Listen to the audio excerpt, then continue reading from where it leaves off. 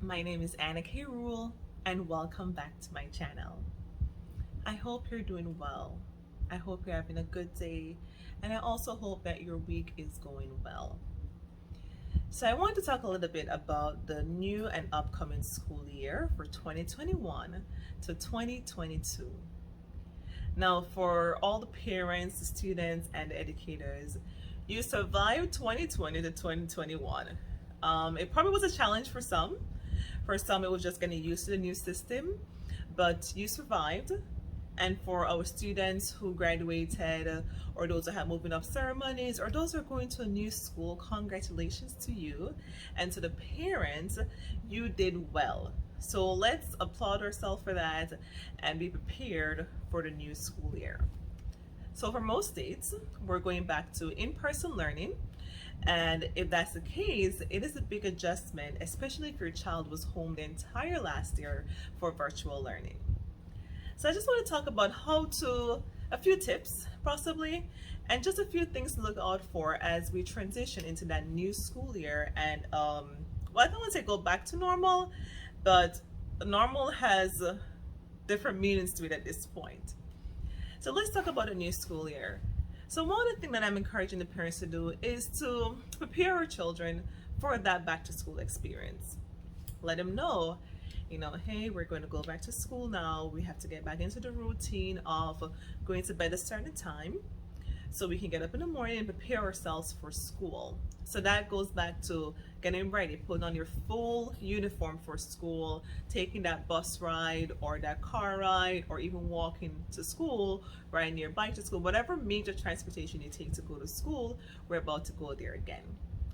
Additionally, what I would say is that if your school has the Meet the Teacher Day before school, I would encourage the parents to try to attend these sessions. Because what it does actually prepares you, the parent, for the child going back to school, but also our kids, to let them know that this is the physical building that you'll be going back to next week or whenever the official school year starts. But it also prepares them to see familiar faces or new faces, that's the case, but prepares them for that actual physical building and going back to school. So it's a good preparation, and I would really encourage you, if you're able to attend those sessions, to really do so, and do so with the students, because they'll feel some like secure that I'm going there, mom or dad or grandma or whoever is taking me there, but at least they'll feel a little bit more secure that you're going to school. And it's not the first day of school where that pressure is on the first day of starting school. Additionally, what I would say is for picky eaters. So depends on the school that you're in. The COVID-19 protocols are a little bit different for the lunch meals or the menus. So maybe the last school they were used to these hot meals, or depends on what they were used to, it may have changed. So if you know your child is a picky eater, what I would suggest is that try to pack lunches or even snacks so they can utilize these throughout the day. So, it could be a case where they're used to having certain meals, especially because they were home for the entire school year. They were home where, breakfast was somewhat personalized and lunch was more, what they had at home and things that they know they like and are going to eat. But in the school, it's a little bit different. So try to pack lunches or small meals for them or snacks. And it will get, what I would say, try to do it for at least maybe the first week or two. And then by that time, you get a good idea if they're eating the snacks at school or the meals at school, because based on whatever they took back home, or even conversations with them, like, what was for lunch today? How did that taste? Did you like that option? I wonder what they have tomorrow. Little things like that to stimulate them, to try to encourage them to eat meals at school. And if you can afford it to pack lunches, that's another thing to consider if families can afford to pack lunches. So if you can't afford to pack lunch, or you're not able to pack lunch for your child, try to see if you could possibly know what the lunch menu is for school, so you can have that conversation with your child the day before, even the week off, to say, this is what's going to be at school this week. They're going to have this on the menu. Hopefully it's tasty, it's good, or just prepare them for that meal so that when they go to school, it won't be like, oh my gosh, this is what I'm having and I don't want it and there's no other options for me. Additionally, too, what I would say is that if you're not able to go to Meet the Parents Day, is to do a drive-by or walk by the school. to let the student know this is where you're going to go if it's a new year for the students, and also just to get them back in the routine of being in the neighborhood of school.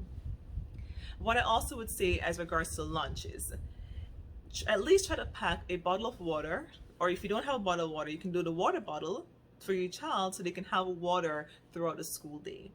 Because what I'm observing that some schools, they're not allowing the students, I wouldn't say not allowing, but it's a extra burden or a challenge to have the students use a water cooler because of the cluster by the water cooler. So have your child take their water bottle to school so they can have access to their personalized water for their personal use throughout the day. So that's something I really would say encourage you to do, to pack water for our kids. Additionally, let's try to do daily or even frequent check-in with our children. Ask them, how was school today?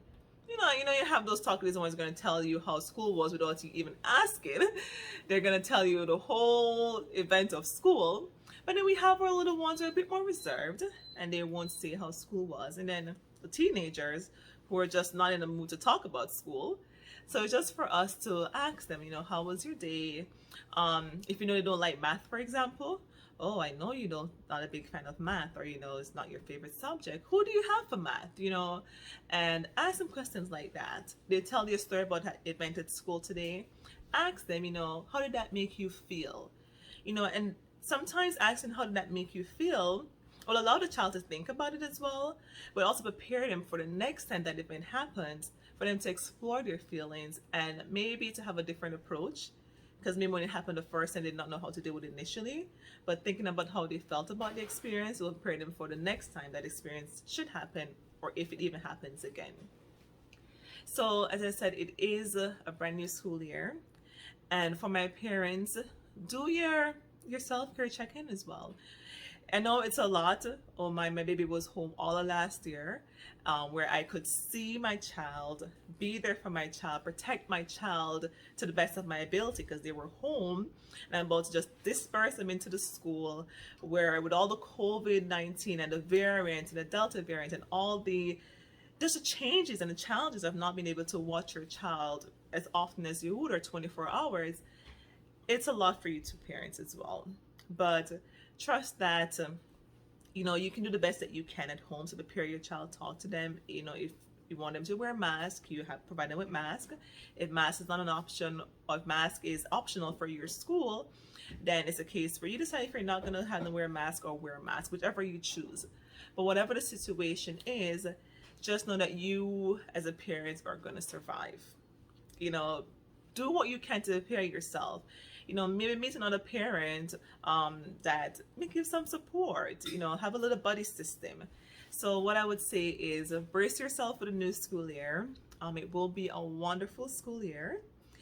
Just take the same approach you did last year. Go at it, roll with the punches, get ready for the changes because it's still ongoing. The policy and procedure rules are still changing. So let's see how best we can adjust in the new school year. And congratulations to everybody. Welcome back. And I hope you have a wonderful day and a wonderful school year. Take care.